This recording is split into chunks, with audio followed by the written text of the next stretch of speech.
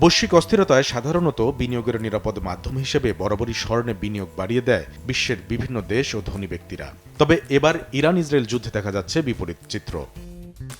আন্তর্জাতিক বাজার বিশ্লেষণকারী সংস্থা ইনভেস্টিং.কমের তথ্য, গেল এক সপ্তাহে বিশ্ববাজারে মূল্যবান ধাতু স্বর্ণের দাম কমেছে 2.38%। বর্তমানে প্রতি ট্রয় আউন্স স্বর্ণ বিক্রি হচ্ছে $3,366.37। স্বর্ণদরের পতনের কারণ হিসেবে বলা হয়েছে মধ্যপ্রাচ্যে যুদ্ধের কারণে অন্য ব্যবসায় মন্দা ঠেকাতে স্বর্ণ বিক্রি করে দিচ্ছেন বিনিয়োগকারীরা।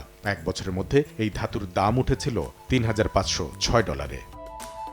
কমেছে রূপার দামও। এক সপ্তাহে 1.68% কমে প্রতি ট্রয় আউন্স রূপার দাম নেমেছে $35.80। এক বছরের মধ্যে সর্বোচ্চ $37.41 ও সর্বনিম্ন $26.73 বেচাকেনা হয়েছে এই ধাতু।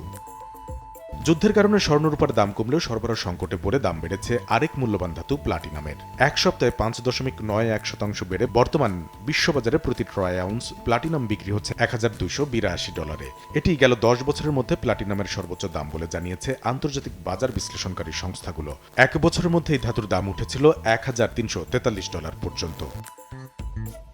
এদিকে দাম আরও কমার শঙ্কায় এক সপ্তাহে কপারের দাম কমেছে 1% কাছাকাছি।